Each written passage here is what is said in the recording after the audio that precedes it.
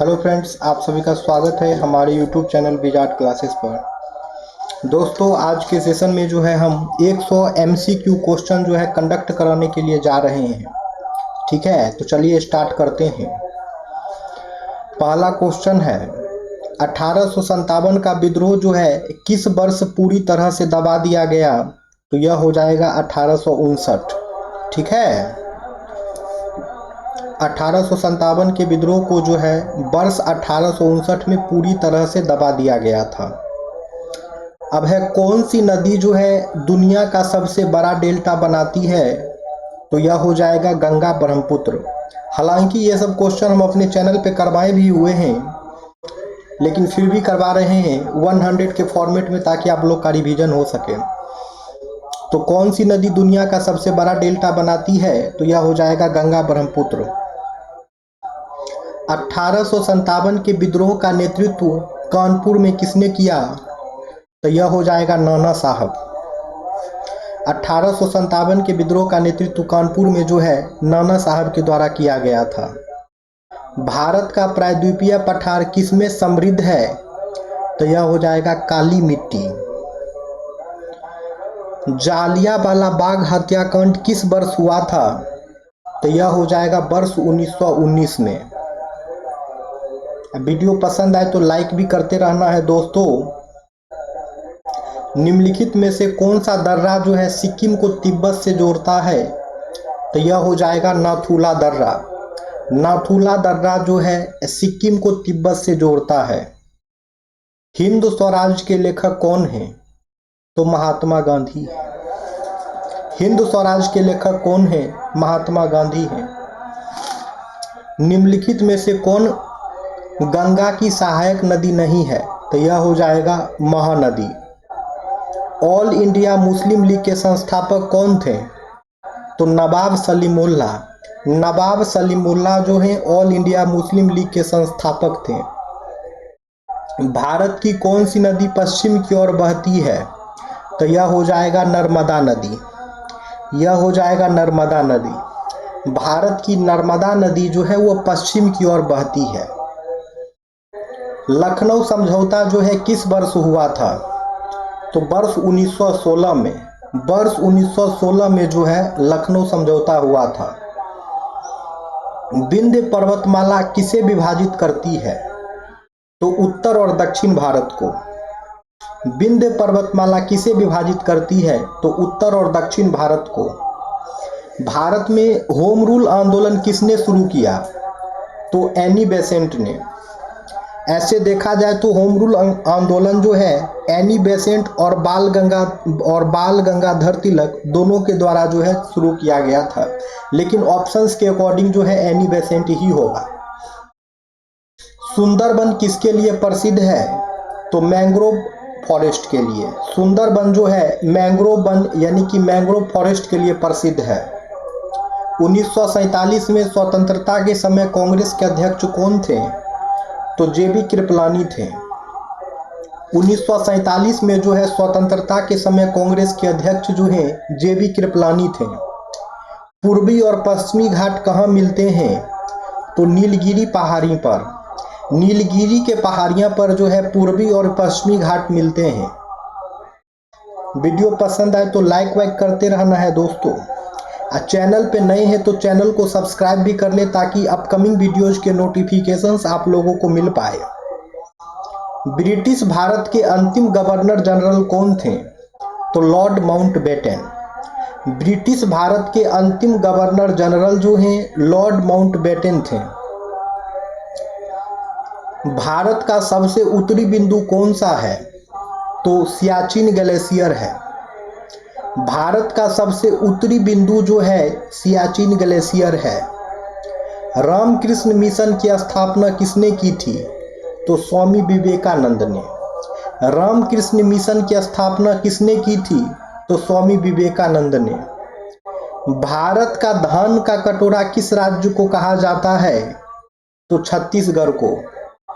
भारत के धान का कटोरा किस राज्य को कहा जाता है? तो छत्तीसगढ़ को। भारतीय राष्ट्रीय कांग्रेस की स्थापना कब हुई थी? तो वर्ष 1885 में। भारतीय राष्ट्रीय कांग्रेस की स्थापना कब हुई थी? तो वर्ष 1885 में। साथ में डेट भी याद रखना है, 28 दिसंबर 1885 को जो है भारतीय राष्ट्रीय कांग्रेस की स्थापना हुई थी। क्षेत्रफल के आधार पर भारत का सबसे छोटा केंद्र शासित प्रदेश कौन सा है? तो यह हो जाएगा लक्षद्वीप। क्षेत्रफल के आधार पर भारत का सबसे छोटा केंद्र शासित प्रदेश कौन सा है? तो यह हो जाएगा लक्षद्वीप। स्वदेशी आंदोलन का मुख्य उद्देश्य क्या था? तो विदेशी वस्तुओं का बहिष्कार करना। स्वदेशी आंदोलन का मुख्य उद्देश्य क्या था? तो विदेशी वस्तुओं का बहिष्कार करना। हिमालय पर्वत किस प्रकार के पर्वत माने जाते हैं? तो यह हो जाएगा फोल्ड माउंटेन यानी कि बलित पर्वत। हिमालय पर्वत जो है किस प्रकार के पर्वत माने जाते हैं? तो यह हो जाएगा फोल्ड माउंटेन यानी कि बलित पर्वत। बंगाल में अस्थाई बंदोबस्त किसने लागू किया? तो लॉर्ड कॉर्नवालिस ने। बंगाल में अस्थाई बंदोबस्त किसने लागू किया? तो लॉर्ड कॉर्नवालिस ने। प्रायद्वीपीय भारत की सबसे लंबी नदी कौन सी है? तो यह हो जाएगा Godavari. Godavari river is the longest river in peninsular India. प्रायद्वीपीय भारत की सबसे लंबी नदी जो है गोदावरी नदी है। भारत में खिलाफत आंदोलन के प्रमुख नेता कौन थे? तो मोहम्मद अली और शौकत अली थे। भारत में खिलाफत आंदोलन के प्रमुख नेता कौन थे? तो मोहम्मद अली और शौकत अली थे। भारत का सिलिकॉन वैली किस शहर को कहा जाता है? तो बेंगलुरु को। भारत का सिलिकॉन वैली किस शहर को कहा जाता है? तो बेंगलुरु को। 1932 का पूना समझौता किनके बीच हुआ था? तो महात्मा गांधी और डॉक्टर बी.आर. अम्बेडकर के बीच। 1932 का पूना समझौता जो है महात्मा गांधी और बी.आर. अम्बेडकर के बीच हुआ था। मुख्य भूमि भारत का सबसे दक्षिणी बिंदु कौन सा है? तो यह हो जाएगा Kanyakumari. The southern most point of mainland India is Kanyakumari. मुख्य भूमि भारत का सबसे दक्षिणी बिंदु जो है कन्याकुमारी है। दांडी मार्च के समय भारत का वायसराय कौन था? तो लॉर्ड इरविन था। दांडी मार्च के समय भारत का वायसराय कौन था? तो लॉर्ड इरविन था। निम्नलिखित में से कौन सी नदी रिफ्ट घाटी से होकर बहती है? तो यह हो जाएगा नर्मदा नदी। नर्मदा नदी जो है रिफ्ट घाटी से होकर के बहती है। नर्मदा नदी जो है रिफ्ट घाटी से होकर के बहती है। 1929 में कांग्रेस के लाहौर अधिवेशन की अध्यक्षता किसने की? तो जवाहरलाल नेहरू ने। 1929 में कांग्रेस के लाहौर अधिवेशन की अध्यक्षता किसने की? तो जवाहरलाल नेहरू ने। वीडियो पसंद आए तो लाइक भी करना है दोस्तों। चैनल पे नए हैं तो चैनल को सब्सक्राइब भी कर लें ताकि अपकमिंग वीडियोज के नोटिफिकेशन आप लोगों को मिलता रहे। भारत का सबसे बड़ा कॉफी उत्पादक राज्य कौन सा है? तो कर्नाटक है। भारत का सबसे बड़ा कॉफी उत्पादक राज्य कौन सा है? तो कर्नाटक है। सुभाष चंद्र बोस द्वारा आजाद हिंद फौज कब स्थापित की गई? तो वर्ष 1943 में। सुभाष चंद्र बोस के द्वारा आजाद हिंद फौज जो है वर्ष 1943 में स्थापित की गई थी। भारत का कौन सा पठार जो है खनिज संसाधनों में समृद्ध है? तो यह हो जाएगा छोटा नागपुर का पठार। भारत का कौन सा पठार जो है खनिज संसाधनों में समृद्ध है? तो यह हो जाएगा छोटा नागपुर का पठार। करो या मरो का नारा किसने दिया? तो महात्मा गांधी ने। करो या मरो का नारा किसने दिया? तो महात्मा गांधी ने। चिल्का झील किस राज्य में स्थित है? तो उड़ीसा में। चिल्का झील किस राज्य में स्थित है? तो उड़ीसा में। आईसीएस से इस्तीफा देने वाले पहले भारतीय कौन थे? तो सुरेंद्रनाथ बनर्जी थे। आईसीएस से इस्तीफा देने वाले पहले भारतीय कौन थे? तो सुरेंद्रनाथ बनर्जी थे। भारत का कौन सा राज्य जो है बांग्लादेश से सीमा नहीं साझा करता है? तो यह हो जाएगा मणिपुर। भारत का कौन सा राज्य जो है बांग्लादेश से सीमा साझा नहीं करता है? तो यह हो जाएगा मणिपुर। हरिपुरा में कांग्रेस अधिवेशन कब हुआ? तो वर्ष 1938 में। हरिपुरा में कांग्रेस अधिवेशन कब हुआ? तो वर्ष 1938 में। किस नदी को मध्य प्रदेश की जीवन रेखा कहा जाता है? तो नर्मदा नदी को।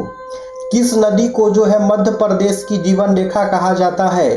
तो नर्मदा नदी को। सर्वेंट्स ऑफ इंडिया सोसाइटी की स्थापना किसने की? तो गोपाल कृष्ण गोखले ने। सर्वेंट्स ऑफ इंडिया सोसाइटी की स्थापना किसने की? तो गोपाल कृष्ण गोखले ने। भारत की सबसे बड़ी मीठे पानी की झील कौन सी है? तो उलर झील है। भारत की सबसे बड़ी मीठे पानी की झील जो है उलर झील है। उलर झील कहाँ है? तो जम्मू कश्मीर में है। उलर झील कहाँ है? तो जम्मू कश्मीर में है। लोकटक झील कहाँ है? तो मणिपुर में है। लोकटक झील भी याद रखना है, एग्जाम में क्वेश्चन आते ही हैं लोकटक झील से। लोकटक झील जो है बहुत फेमस झील है। यहाँ पे जो है एक तैरता हुआ नेशनल पार्क भी है। ठीक है। अब है, भारत में ईस्ट इंडिया कंपनी के शासन को किस अधिनियम ने समाप्त किया? तो भारतीय शासन अधिनियम 1858। भारत में ईस्ट इंडिया कंपनी के शासन को किस अधिनियम ने समाप्त किया? तो भारतीय शासन अधिनियम 1858। गिर राष्ट्रीय उद्यान किस राज्य में स्थित है? तो गुजरात में। धन की निकासी शब्द किसने गढ़ा था?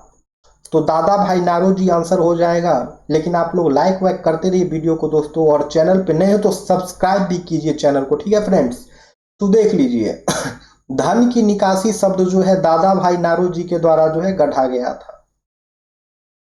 कर्क रेखा भारत के कितने राज्यों से होकर गुजरती है? तो यह हो जाएगा 8। कर्क रेखा जो है भारत के 8 राज्यों से होकर गुजरती है। डिस्कवरी ऑफ इंडिया पुस्तक किसने लिखी? तो जवाहरलाल नेहरू ने। डिस्कवरी ऑफ इंडिया पुस्तक किसने लिखी? तो जवाहरलाल नेहरू ने। भारत में सबसे अधिक वन क्षेत्र किस राज्य में है? तो मध्य प्रदेश में। भारत में सबसे अधिक वन क्षेत्र किस राज्य में है? तो मध्य प्रदेश में। भारतीय राष्ट्रीय कांग्रेस की पहली महिला अध्यक्ष कौन थी? तो एनी बेसेंट थी। भारतीय राष्ट्रीय कांग्रेस की पहली महिला अध्यक्ष जो है एनी बेसेंट थी। और भारतीय राष्ट्रीय कांग्रेस की पहली भारतीय महिला अध्यक्ष जो है सरोजिनी नायडू थी।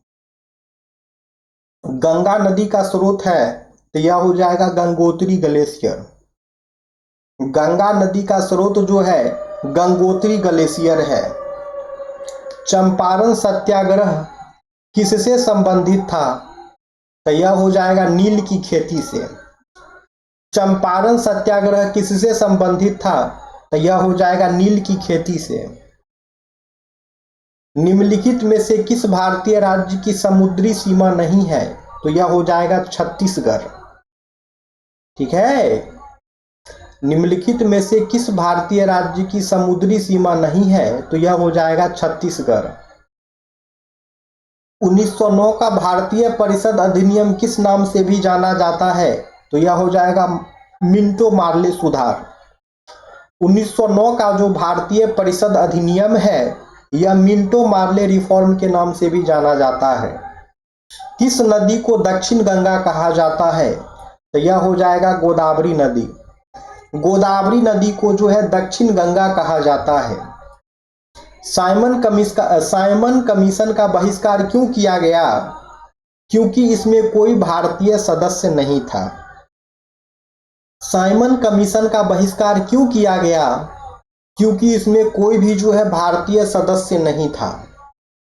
साइलेंट वैली कहाँ स्थित है? तो केरल में। साइलेंट वैली कहाँ स्थित है? तो केरल में। आजाद हिंद फौज आईएनए का मुकदमा कहाँ हुआ था? तो दिल्ली के लाल किला में। आजाद हिंद फौज आईएनए का मुकदमा कहाँ हुआ था? तो दिल्ली के लाल किला में। निम्नलिखित में से कौन सी नदी पश्चिम दिशा में बहती है? तो यह हो जाएगा नर्मदा नदी। निम्नलिखित में से कौन सी नदी जो है पश्चिम दिशा में बहती है? तो यह हो जाएगा नर्मदा नदी। भारत छोड़ो आंदोलन के समय जो है भारत का वायसराय कौन था? तो लॉर्ड लिनलिथगो था। भारत छोड़ो आंदोलन के समय भारत का वायसराय कौन था? तो लॉर्ड लिनलिथगो था। देशी भाषीय प्रेस अधिनियम किस गवर्नर जनरल द्वारा पारित किया गया था? तो लॉर्ड लिटन। यानी कि वर्नाकुलर प्रेस एक्ट जो है किस गवर्नर जनरल के द्वारा पारित किया गया था? तो यह हो जाएगा लॉर्ड लिटन। निम्नलिखित में से कौन सी नदी जो है डेल्टा बनाती है? तो यह हो जाएगा महानदी। महानदी जो है डेल्टा बनाती है।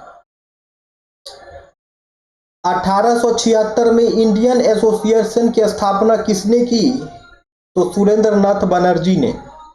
1876 में इंडियन एसोसिएशन की स्थापना किसने की? तो सुरेंद्र नाथ बनर्जी ने।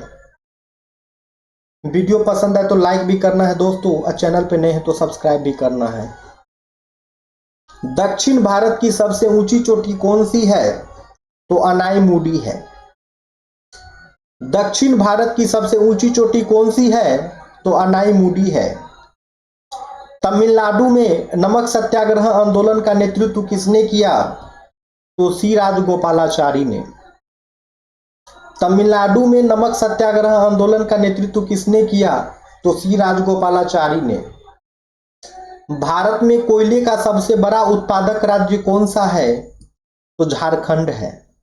भारत में कोयले का सबसे बड़ा उत्पादक राज्य कौन सा है? तो झारखंड है। भारतीय राष्ट्रीय कांग्रेस की स्थापना किस वर्ष हुई थी? तो वर्ष 1885 में। भारतीय राष्ट्रीय कांग्रेस की स्थापना किस वर्ष हुई थी? तो वर्ष 1885 में। निम्नलिखित में से कौन सी भारतीय नदी बंगाल की खाड़ी में नहीं गिरती है? तो यह हो जाएगा नर्मदा नदी। निम्नलिखित में से कौन सी भारतीय नदी जो है बंगाल की खाड़ी में नहीं गिरती है? तो यह हो जाएगा नर्मदा नदी। भारतीय राष्ट्रीय कांग्रेस की पहली भारतीय महिला अध्यक्ष कौन थी? तो सरोजिनी नायडू थी। भारतीय राष्ट्रीय कांग्रेस की पहली भारतीय महिला अध्यक्ष कौन थी? तो सरोजिनी नायडू थी।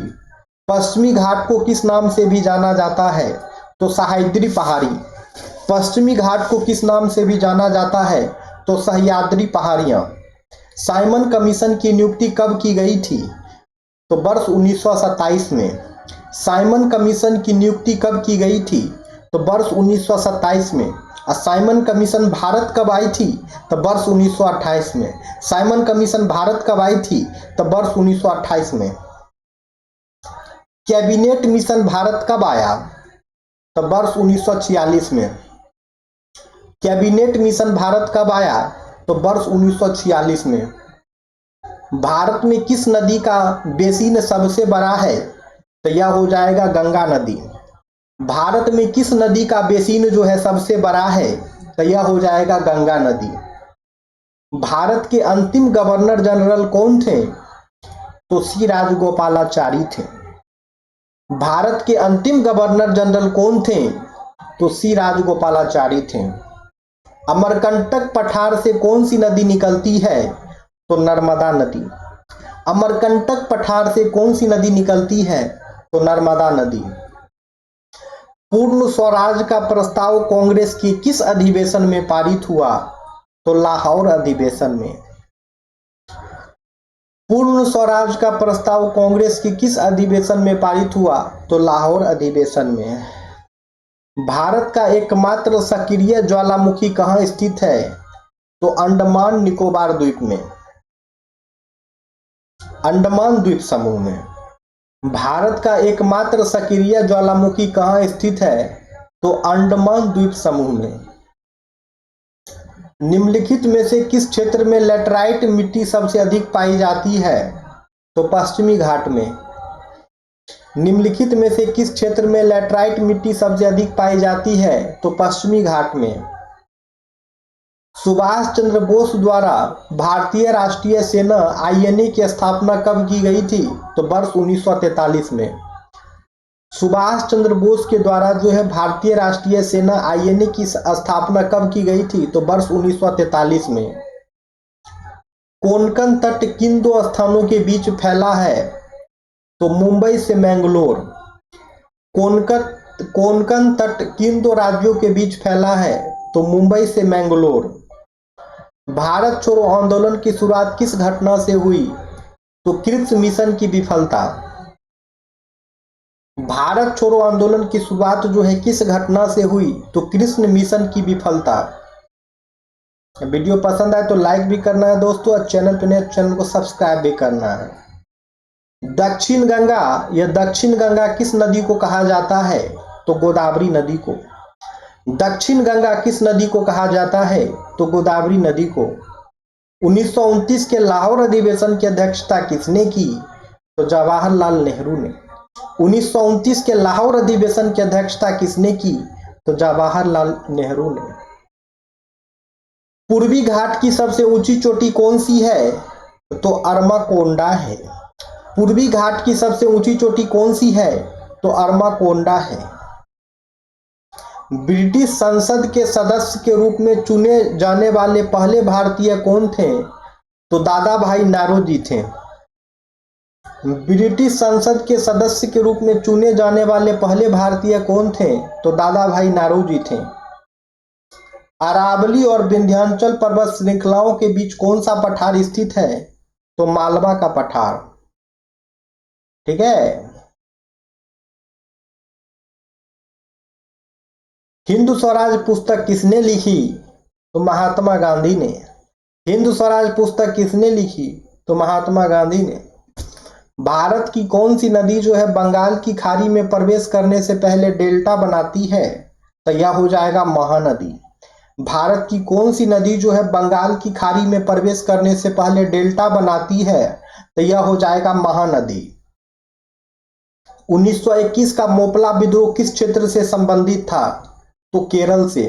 1921 का मोपला विद्रोह जो है किस क्षेत्र से संबंधित था? तो केरल से। 1878 का देशी भाषाओं का प्रेस अधिनियम किस उद्देश्य से लागू किया गया था? यानी कि 1878 का जो वर्नाकुलर प्रेस एक्ट था वो किस उद्देश्य से लागू किया गया था? तो भारतीय प्रेस की आलोचना को नियंत्रित करने के लिए। भारतीय प्रेस की आलोचना को नियंत्रित करने के लिए जो है 1878 में वर्नाकुलर प्रेस एक्ट जो है लाया गया था। भारत का प्रायद्वीपीय नदियां मुख्यतः कैसी होती है? तो नन पेरिनियल यानी कि अनवर्षणीय होती है। भारत की प्रायद्वीपीय नदियां जो है मुख्यतः अनवर्षणीय होती है। बंगाल का विभाजन किस वर्ष हुआ था? तो वर्ष 1905 में। बंगाल का विभाजन किस वर्ष हुआ था? तो वर्ष 1905 में। भारत छोड़ो आंदोलन की औपचारिक शुरुआत किस घटना से हुई थी? तो गांधी जी का करो या मरो भाषण। भारत छोड़ो आंदोलन की औपचारिक शुरुआत जो है किस घटना से हुई थी? तो गांधी जी का करो या मरो भाषण। निम्नलिखित में से कौन सी नदी जो है पश्चिम की ओर बहती है? तो यह हो जाएगा ताप्ती नदी। निम्नलिखित में से कौन सी नदी जो है पश्चिम की ओर बहती है? तो यह हो जाएगा ताप्ती नदी। रॉलेट एक्ट किस वर्ष पारित किया गया था? तो वर्ष 1919 में।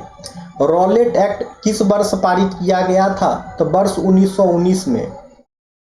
भारत में स्थित दुनिया का सबसे बड़ा नदी द्वीप कौन सा है? तो माजुली है। भारत में स्थित दुनिया का सबसे बड़ा नदी द्वीप कौन सा है? तो माजुली है। 1942 में भारतीय राष्ट्रीय सेना आईएनए की प्रारंभिक स्थापना किसने की थी? तो मोहन सिंह ने। 1942 में भारतीय राष्ट्रीय सेना आईएनए की प्रारंभिक स्थापना किसने की थी? तो मोहन सिंह ने। भारतीय राष्ट्रीय कांग्रेस के किस अधिवेशन में पूर्ण स्वराज का प्रस्ताव पारित किया गया था? तो लाहौर अधिवेशन 1929 में। भारतीय राष्ट्रीय कांग्रेस के किस अधिवेशन में जो है पूर्ण स्वराज का प्रस्ताव पारित किया गया था? तो लाहौर अधिवेशन 1929 में। कौन सी नदी जो है अमरकंटक पठार से निकलती है? तो यह क्वेश्चन आप लोगों का होमवर्क रहा। इसका आंसर जो है आप लोग कमेंट सेक्शन में कमेंट्स करेंगे। अब हमारी मुलाकात जो है कल के क्लासेस में होगी, और कल के क्लासेस में जो है हम लोग कोशिश करेंगे 150 MCQ क्वेश्चन का प्रैक्टिस करें। चलिए तो फिर मिलते हैं कल की class. Thank you friends, thank you everyone.